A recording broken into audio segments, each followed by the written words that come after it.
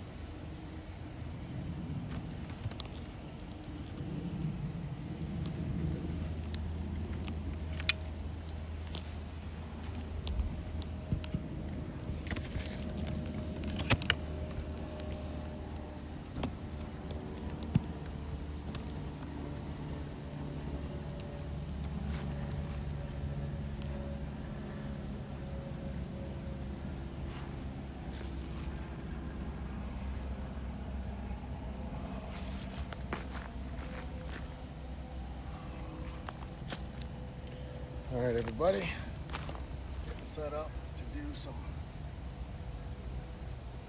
hole-in-one work. The goal here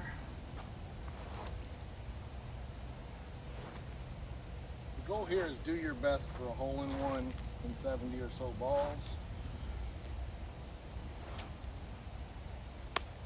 Actually, we're not going to use this one today. We're going to use this one. Full swing. We want to exit this. And we want Garmin. So where is the Garmin? Where is the Garmin app today? That's the question. G-A-R.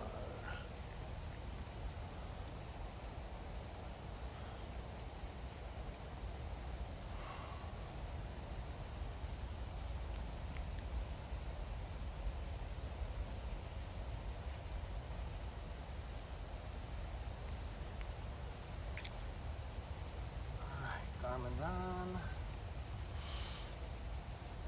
Let's see if we can come here. We'll do this. We'll start training. We'll do distance, R10 2.1, 3 6.1.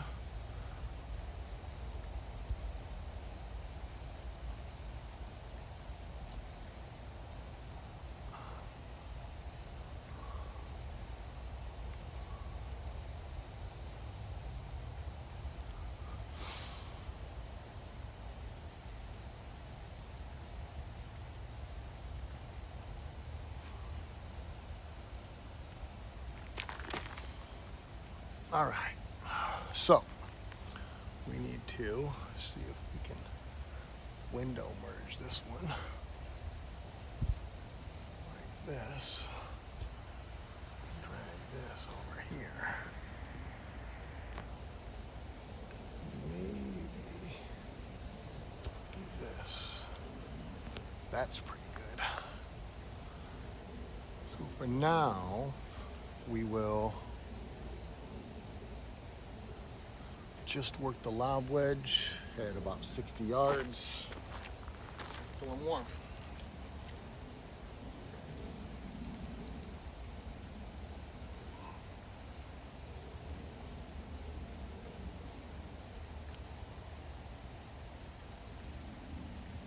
First punch, just check the distance, 48. Didn't like it. Why not? Why is Garmin not tracking?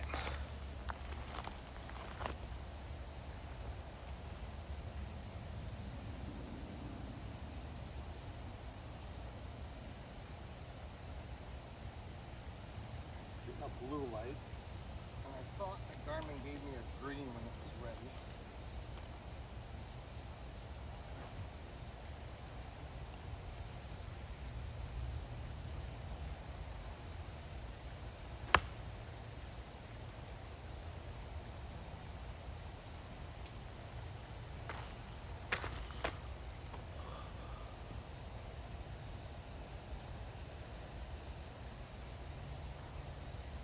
get back to devices. Garmin launch monitor unknown. So that's what's going on. So it's not connected to the launch monitor.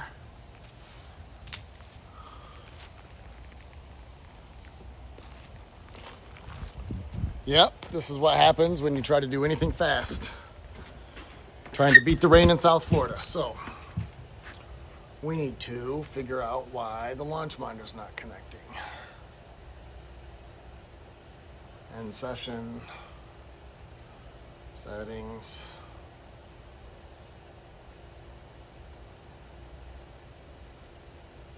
I thought it's in here.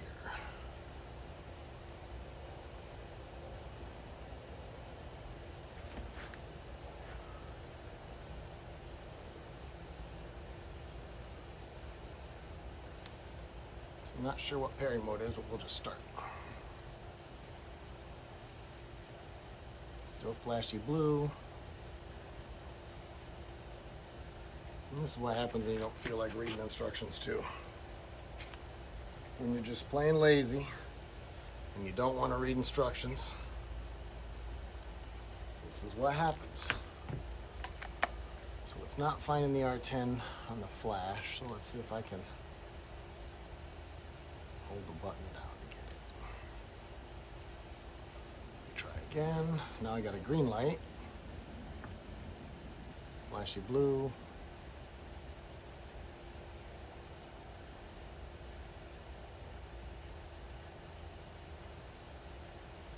Weird thing is this was just working, but I upgraded the laptop so that it would have dual windows.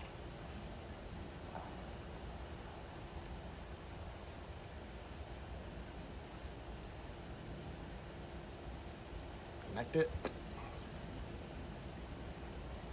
Pairing request.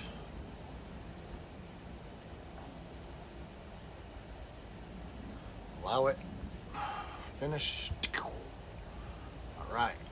Now we'll go back to profile. Go back to activity. We'll come here. We'll go there. Start training. Distance. Start session. Stretch this up. See if we can get this out of the way. Okay, now we're doing some stuff. All right. Close that down. And let's see what we get for flashes now. Now we got like a white flash, so the blue flash is on. Green is usually activity, and I think blue and white is ready. But I can't fully remember because I don't use this one as much as I use my expensive one. But lately, this has been performing better than my $5,000 launch monitor. So wake it up. Now let's see if we can get some action on this one. Green flash set. Oh, green is right. Blue was before. Alright. So all we're doing is simple swing. In the front. It's rolling really close. It went in. That fucking ball just went in.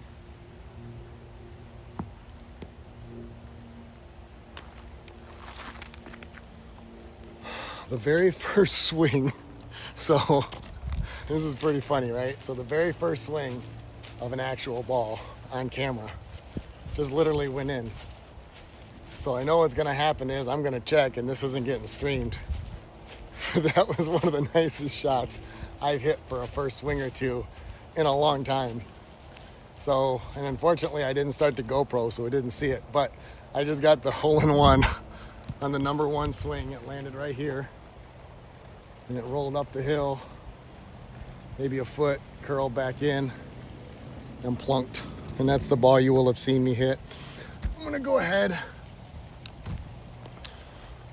and start this. I've been on fire lately with these 70-yard shots. A couple weeks ago I played in an outing and I think they had me down as a 2 or 3 handicap, and I told them I was closer to a 1, but I hadn't played in a while, and they put me in as a 3. And so I think I needed 32 or 33 points to win some money. And I ended up getting 42. I finished the front nine eagle, birdie, birdie, birdie. Kept driving it to about 70 yards and just sticking it in the eagle. I drove the green. So anyways, here we go again. I took that ball out that went in, so there's nothing in the green. You can see that I hit it pretty much where I was going for. Let's see if we can get this working again, shall we? That's a pretty spectacular start, I'm not gonna lie. I'm hoping that I can zoom in on that on the live stream. All right, boys.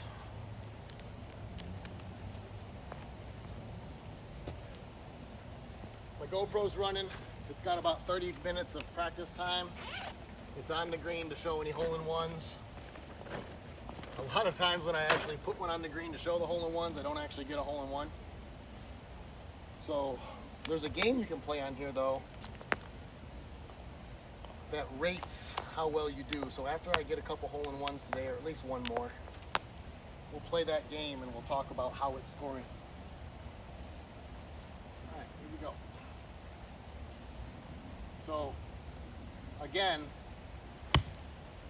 we're working on using the simplest swing possible for this. So I have a couple different golf swings I use depending on how I'm playing, where I'm playing, but for the most part, I use a very, very, very simple golf swing. That is, press the hands forward, right arm high takeaway, set the club pointed at the target, get my arm pointed at the target. My top can be anywhere I want, but I need to get back to this point before I lay and follow through. So this is the easiest golf swing that you can possibly use for golf. The absolute simplest.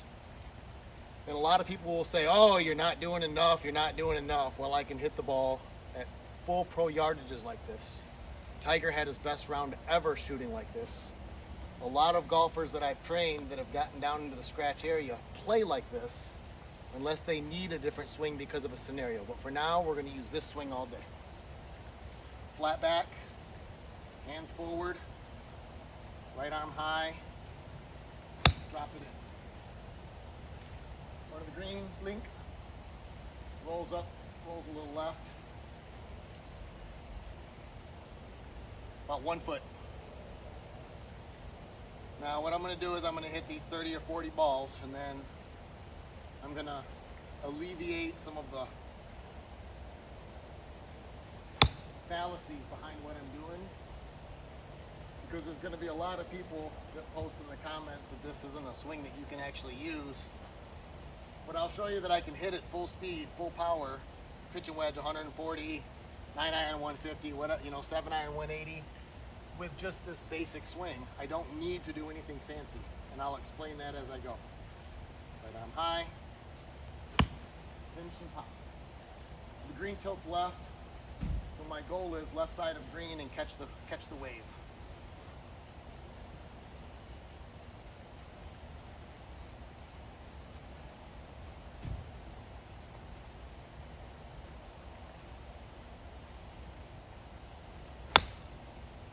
Spin, hit it.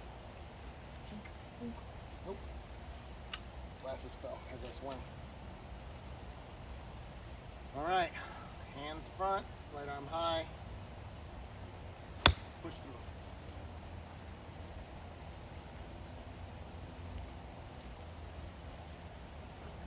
After that hole-in-one, I get nerves. And I think it gives me an appreciation. Ooh, these are bad shots, guys. Gives me an appreciation for the pros, how hard it must be after getting a hole-in-one. Calm down. Oof, that one almost hopped in.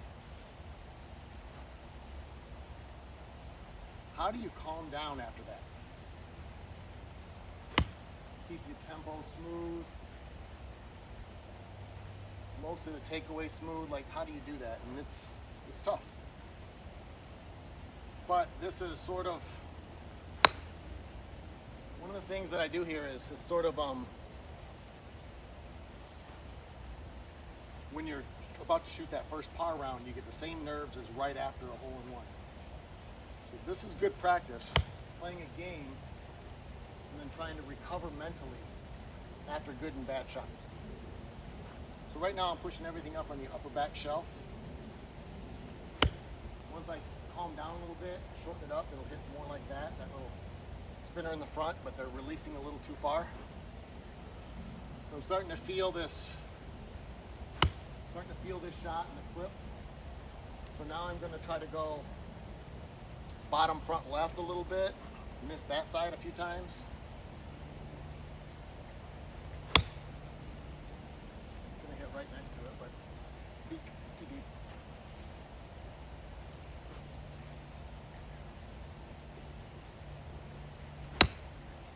Bounce. I'm missing short right a lot right now. So it could be my grip. It could be I'm cutting across a little. That one's right at it, but it's going to be deep. Not enough spin. Yeah. Top shelf.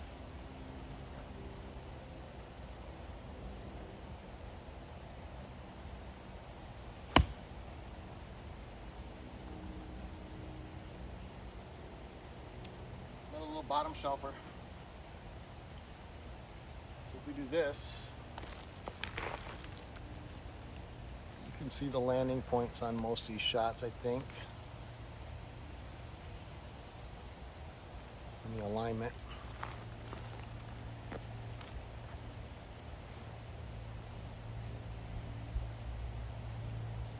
Now the off-center left and right, I think the Garmin is pointed a little left of target right now.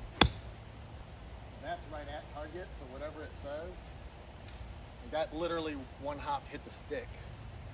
And it said it was 3 yards right, so the target's actually 3 yards right. So I'm gonna adjust this just a tad. And that should give me just enough. Now straight should be right at the pin. Because that one hit right in front of the pin, one hopped and hit the pin, so I know that the alignment's not quite right. It's a yard right of the target. And that one's pretty good. That's gonna be just behind it though. Yeah, just behind. Good shot. Missed by an inch and it's going to end up 5 feet. Nope, it's about 8 feet. That's a high flipper. Caught some rocks. All right, these top flight balls are very, very, very hard, so I always try to play these a little forward, a little open, and try to send it high. Otherwise, they won't stop. That's right by the stick. It went in. That's 2. That's in. That was that ugly ass pink ball. That ugly ass pink ball. It was shot, I don't know, 15. You can see how I left 6 or 7 up top right. And then you can see the one bottom left. And I'm not filming me because people always say, oh, I think you're cheating. There's no way. But this time I have the GoPro going, so we'll just show that. Hopefully it's recording. I don't see a red light. Good, it is. There's that ugly pink top flight that I said I had to send high. There's the ones that are getting to the back, and the one that's went past to the front. And the GoPro, we're gonna stop this. We'll start it again.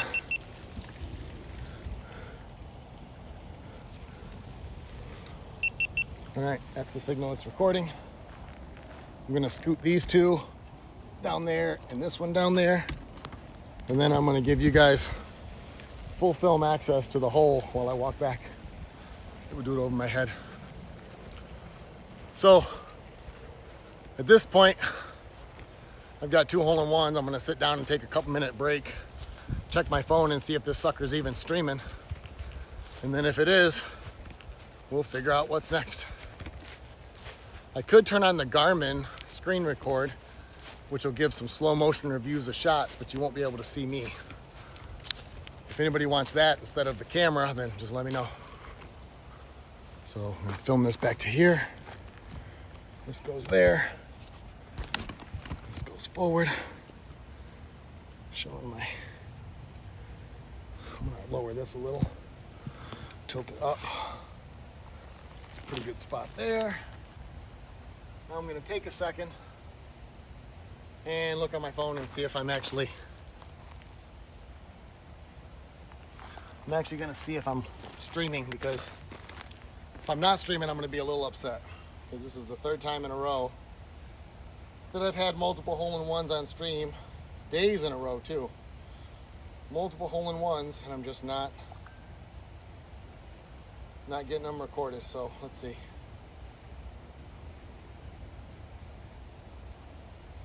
Channel. Come on, baby, please be live. Live. No, 21 minutes of live data. Let's go. No views though.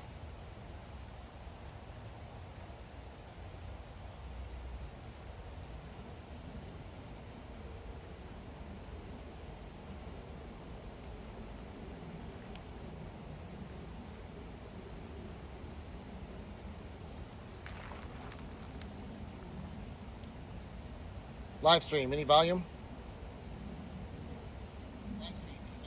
Good enough. We'll call it good. All right, so I can see that I'm streaming. I got at least one hole-in-one on camera. The other one's on camera, but no close-up.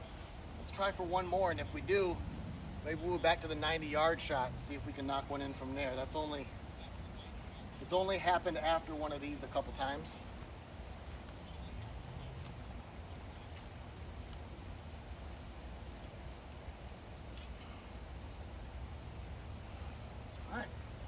Back at it. Let's get one. That's a pretty good swing. Couple yards right, little roller. It's gonna end up short.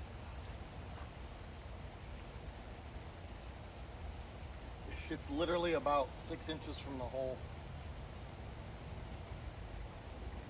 It might actually prevent the next ball from going in, so I might have to go fix it. If one of them hits, I'll just run up there and fix it for us. So again, the whole goal of this is not to show the most beautiful swing you've ever seen. It's to show the most controllable swing you've ever seen. Because anybody who wants to play golf, if you're physically able to swing a club, can utilize this swing and get down to around scratch with it. From there, there's going to be some other things that you have to do to improve your swing. But there's a couple of really ingenious things about this simple swing that makes it able to be played, and I'll explain those here after I hit a couple more balls. That's a pretty good one. I had good clip, but it got to the top. So I'm going to play this a little forward again like the last hole-in-one. Send it a little higher to try to get a little more stopping power. A little more stopping power. That one hit another ball, so it wouldn't matter if it went in. So I'm going to give you guys a little rant between swings. A little far. I'm a little juiced after 2 hole-in-ones. I'm just 5 yards too far every time. All right, this is going to be a little punch spinner. Keep it low, punch it in, spin it back. Little punch spinner right at the stick. Ooh, ooh, almost hit the stick and then the GoPro. All right, now same exact swing. Instead of a punch spinner, I'll open a little and it will be a high flipper. Hands in front still. And that's bottom left, that's a tug. So that's what happens when the shoulders don't open. Shoulders didn't open and I closed, so I went arms and closed, and that creates a small tug. That's actually what I'm working to fix, right? So the fix to that is make sure you open. By opening, I want to say stop. But here's the thing that people don't understand. 100% people don't understand this about the weight shift. I'm not getting my weight over this leg. I cannot pick this leg up. The weight shift prevents me from getting over that leg, and this leg cannot move. So this is my weight shift to the back, but I'm not stepping on it. I'm pushing out against it to prevent me from getting here. Now, why is that? Because if I get here, see my head movement? And if I get here, see my head movement? My leg is preventing my head from moving from this spot. For the next part of it, if I turn and prevent, I've got knee flex. Okay, I got knee flex that my knees can do things and my head doesn't move. What you're seeing a lot on Instagram is this move, and then they're telling you to sit in and dive forward. Well, that's because they can't stay still because they're on this back foot. That's why most of these Instagram people don't really know what they're teaching you. So I get to the back, and as this knee comes back, my hands come down, I can go straight to the ball, and these two knees are gonna switch positions as my hands get in front of my body. I'm not gonna do this. This is the reverse C. This is getting blocked out. This is how little people, tiny kids and really light women get extra power, but this is gonna require some kind of a flippy face angle. We want to turn, drop, hit. So the weight shift that I'm using is really no weight shift, right? My feet can be close or far apart. My weight never gets outside of this inside ankle, right? I'm forcing that way. Now I turn, now I come back. So what you'll notice is on my swing, my head doesn't do what the Instagram people are telling you. This isn't necessary. Even for distance, this here, left knee forward, hands in front, right knee to push it forward like you're pulling something in and you want to push it into the thing, something heavy like a gate. I don't go like this. I get it here and I don't start turning here. I get it in front of me, then I push the gate in. I push the gate as it gets right in front of this back hip is the ideal to push hard. Same thing with the golf swing. When the hands get to here, we push. It doesn't have to be complicated. Your wrist and your grip doesn't even really matter, and I'll explain that after 10 more shots.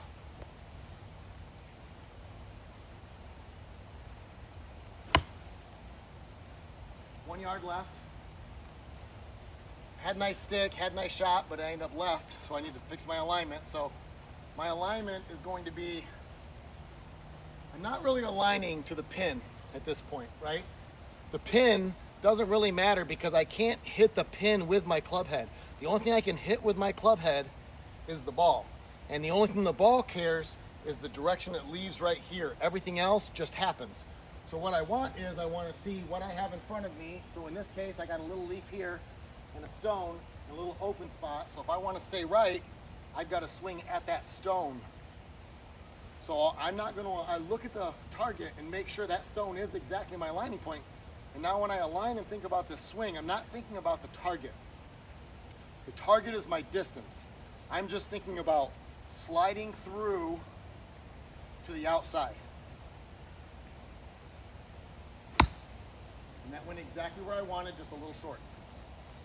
Still gonna roll up. It ended up going up the hill and behind the hole. Not a good shot, probably a 5, 6 out of 10, but in a match, I got at least a birdie putt and possibly a birdie. Now, I've moved a little, I've got to find where I want to fly, and I do it again. That's right at it, little cutty swing, little bite, right up by the GoPro.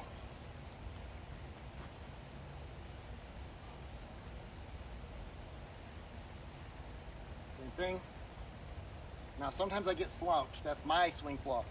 I have two swing flaws. I get slouched, and sometimes I pull with this arm a little low, and I maintain a straight line and not the club on the outside. So I'm going to work on that today to try to keep the club a little more on the outside. Pretty good, but it's going to be deep. Yeah. It's a good shot. On a real green, it probably sticks, but this green is concrete, so it's got to have the right height, the right spin, the right everything to get a stopper. That's gonna stop. That's clipped nice. Oop. Bounced in and hit the stick. Two more and we'll do a little more understanding of things. Here we go again. Easy little ball here. Little popper. Little one skipper, bink, skips up, rolls up. Nah, it's gonna end up 5, 6 feet short. It's okay. And I'm moving this way a little, so now My line has to change. Think about that. Set the club, flatten my back, arms in front, turn, hop. Little left, little hot. On the green, middle back. So now, this is for beginners. All of this is mostly for beginners to get it properly grooving. But for those of you that play a lot of golf,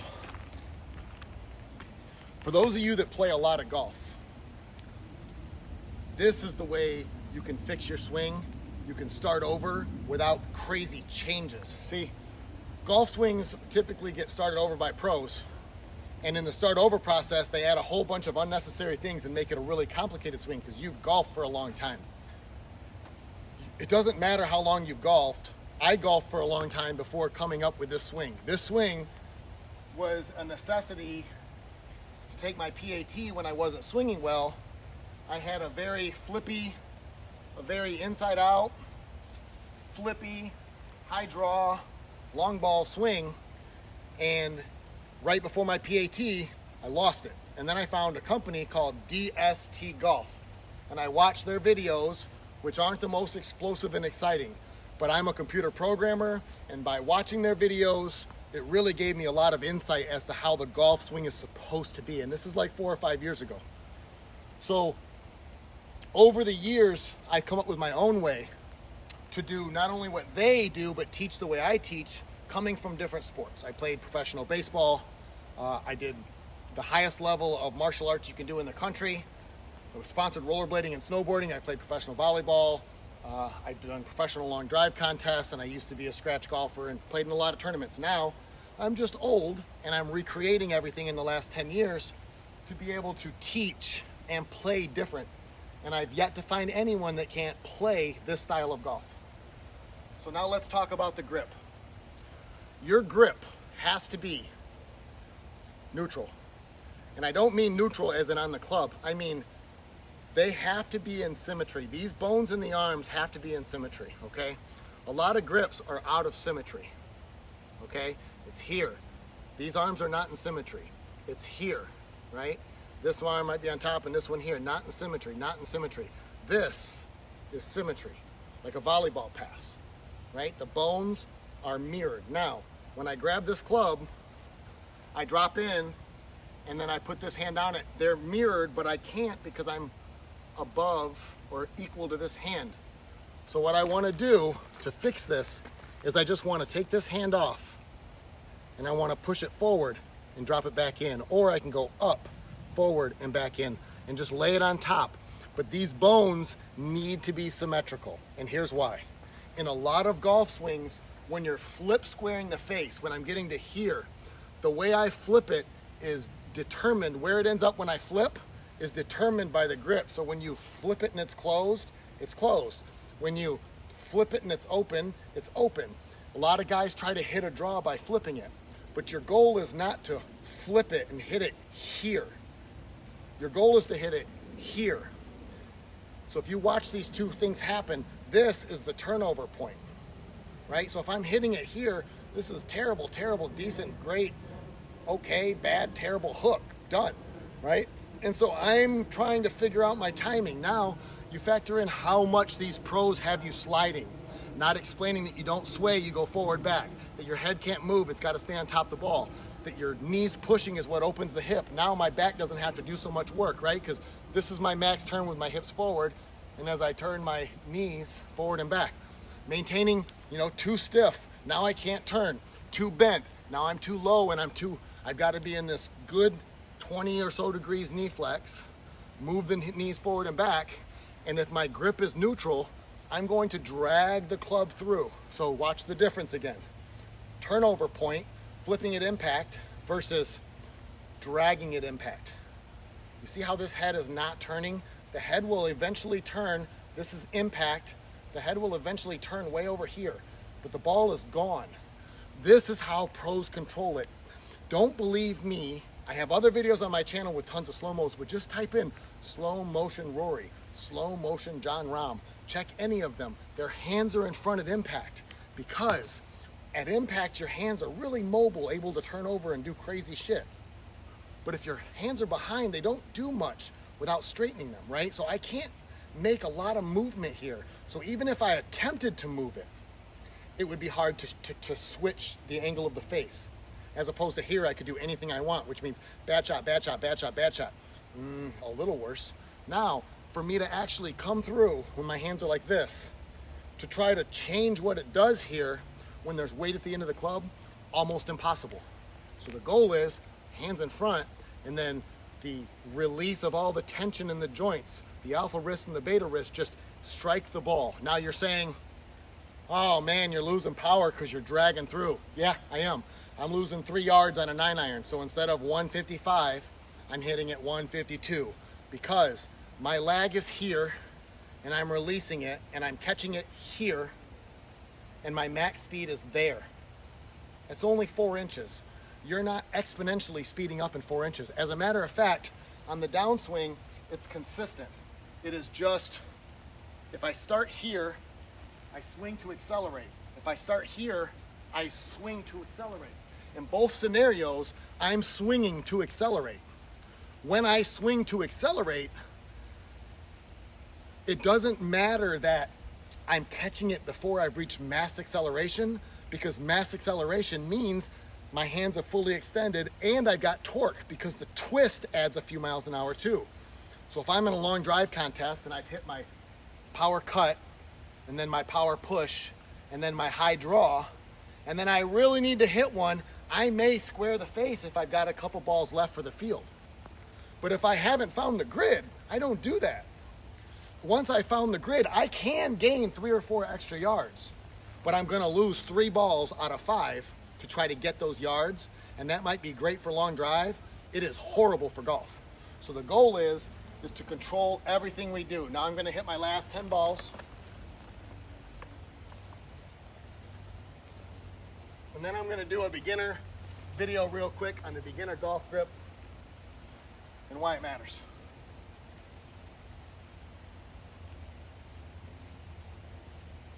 It's right at it, but it's deep. I need to hold my finish longer. Normally when I'm doing this, I hold my finish a whole lot longer, and I'm not today.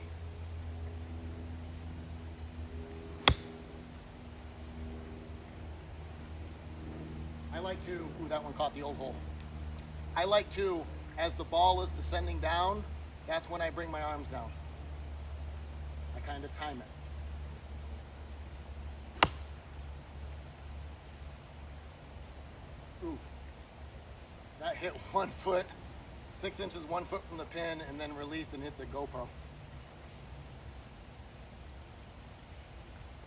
Now that wasn't a good swing.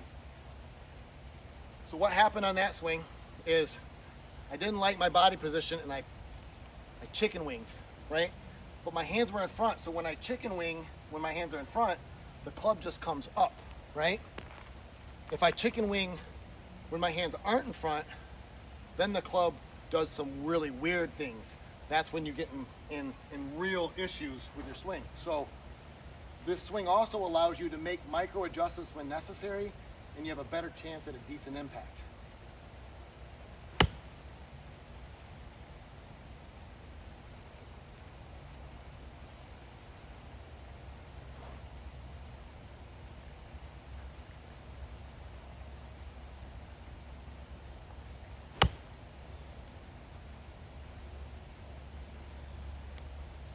So now these last 5 balls, I'm going to work a little harder on getting my arms out and not starting on the inside. I want to start so that you only see one set of arms until I get outside my legs.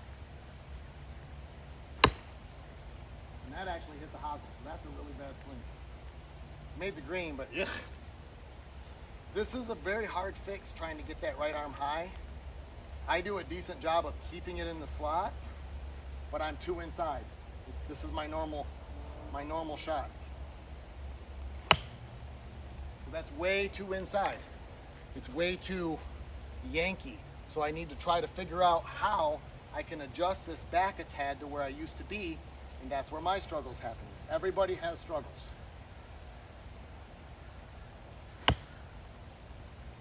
So that was a good swing, but I completely smoked that 10 yards over the green.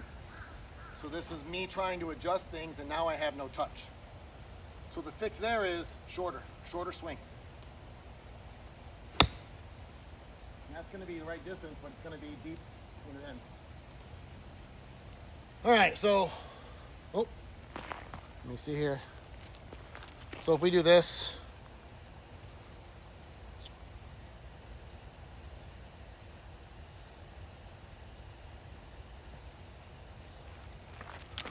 so let's go, let's do a couple more here. Swing capture camera. We're going to close this camera.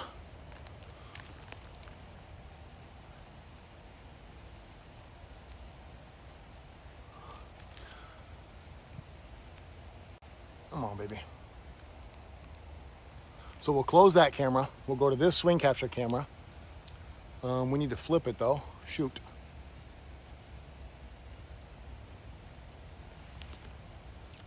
That's not good. There we go. Now we got the swing capture camera. So that's good there. And then we'll come into this here, and it'll ask what I want to do, and I want swing playback. Why is it not working though?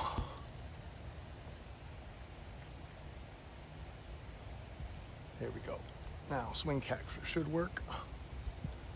It's not. Let me see if I have this going. Maybe this is why. Let me see here. So this camera's still going, that's why. That's still going, that's why. Streamlabs is fine, so I come here. Now we'll try this again. Turn that on. Do that. Well, it looks like it won't let me do that here, so we'll do data fields instead. And we'll push this back up. And we'll do the final parts of this.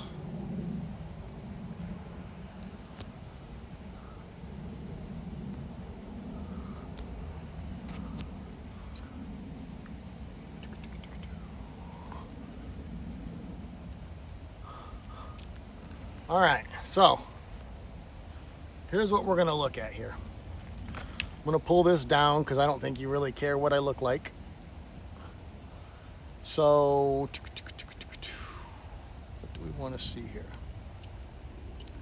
We'll do this first. So this is a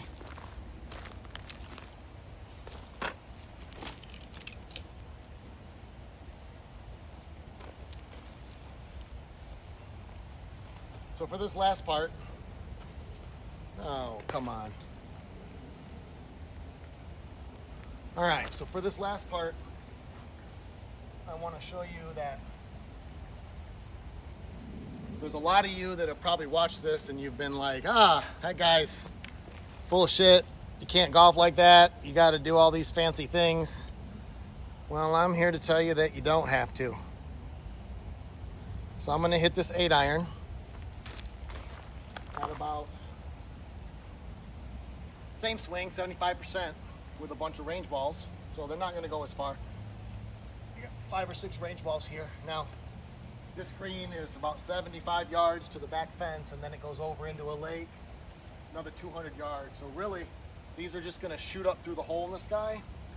But my point here is to show you that I can make kind of the same swing with this club, the same little short lob wedge swing that I'm hitting hole-in-ones at 75 yards. I just go a little bigger, speed it up a tad, the same swing, and I get 170, 180 yards out of a 8-iron. Same swing.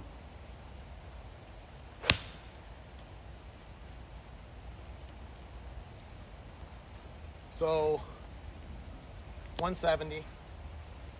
Again, the whole point here is I'm going to show you the softness of this swing. So I'm going to slow that down a little more.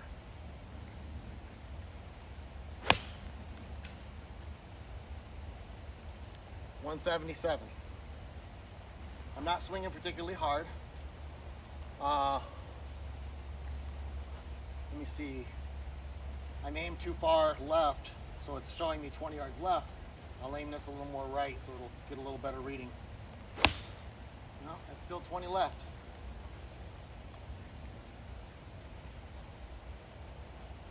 $13 left. Okay. So softball, real soft. That's a better swing. So that's a normal 3/4 8-iron. In the same swing we're talking about. Now I'll even make it more obnoxious, just like my sand wedge swing. Open the face just a tad. Hands in front. High. Punch.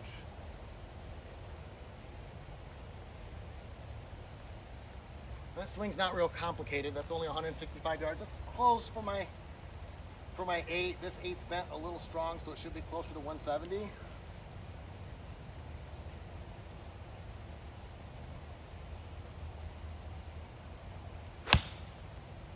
that's a dead straight BB, but it's still only going to go 160, 170. So that's a better swing. So this would be the swing that I would take to the course. It's completely manageable and I don't have to swing hard. One more, flat back, hands in front, club face square, turn. I want to hit flat, arm, flat, through, release out there.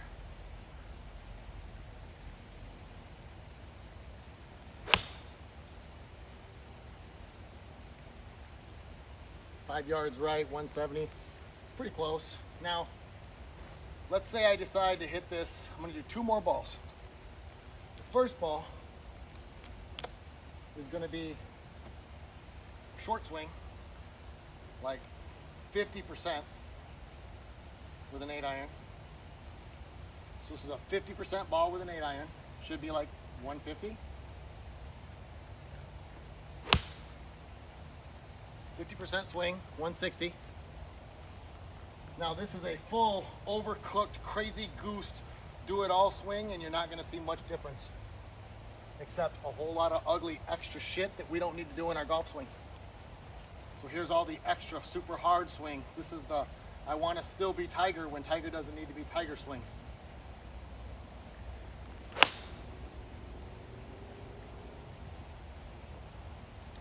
So all that extra turn, increased pace, all that extra jazz gave me 6 yards, 5 yards. Here's another range ball. These are floating range balls, so they don't fly very far, but actually this is a limited range, a limited flight ball, but watch, same swing, half swing. The worst swing I can make, chunk into the ground, pushy pull, still 130. So anybody that says that we can't really fly, let me do one more thing for you. If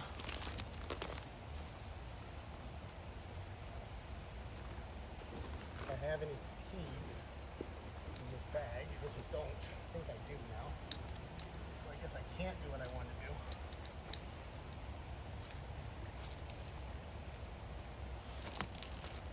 So this is a 1990 something Nike driver, 290 cc's, their original steel shaft with a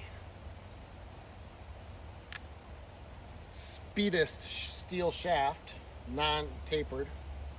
So this is what everybody would say, oh my God, Tiger hits his driver 300 yards and it's an old shitty driver. I can't believe it. He could hit it so far. Well, I love this club. I used to hit it. I don't have a tee, so I'm hitting this off the deck, so this is going to be really ugly, but you'll get the idea.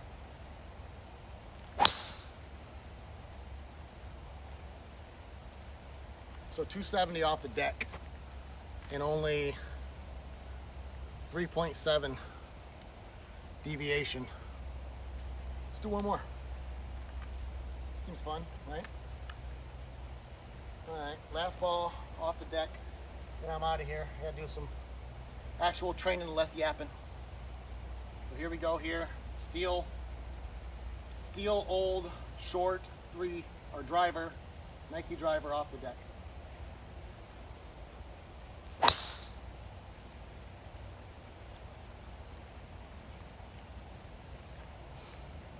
So anyways, just trying to show that it doesn't need to be a giant swing. It doesn't need to be super torqued. None of that has to happen.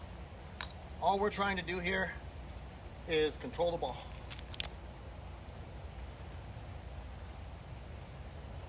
I've done a lot of training, maybe 200 people in Florida, another 100 in Michigan in the summer. Out of the 200 in Florida, probably 150 have stuck with golf. Out of the 150 that stuck with it, about 80 of them are right around 10 handicaps or below. Out of that 80, probably 20 of them are real close to scratch, and 2 or 3 are better than I am after less than a year of training. You need this kind of training. What you don't need is a bunch of training that makes you do different things, that adds movements to your swing, because you don't need the extra movements. You shouldn't have to add a movement to the golf swing to fix the golf swing. That's the oxymoron we keep seeing. We keep seeing all these guys on YouTube telling you to do these extra things to fix your swing.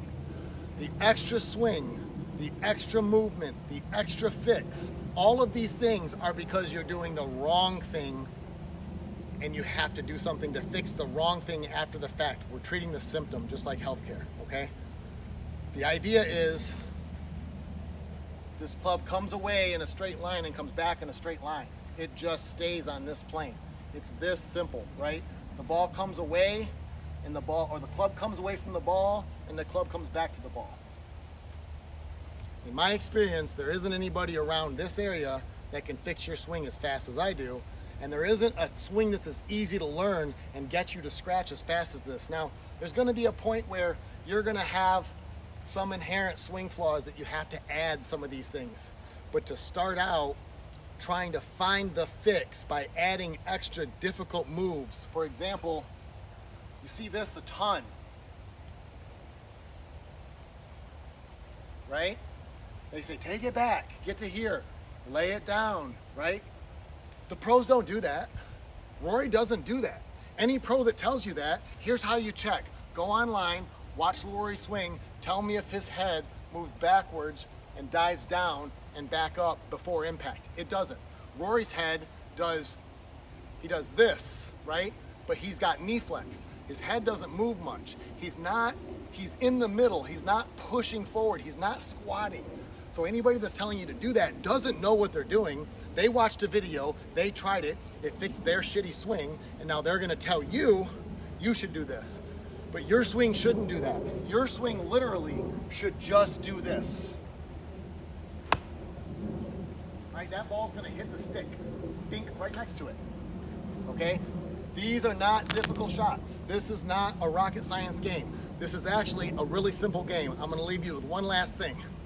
If I were to put a nail right in my iPad and give you a hammer and tell you for $1,000 you can pound that nail in one shot, I hand you the hammer, what are you gonna do with it?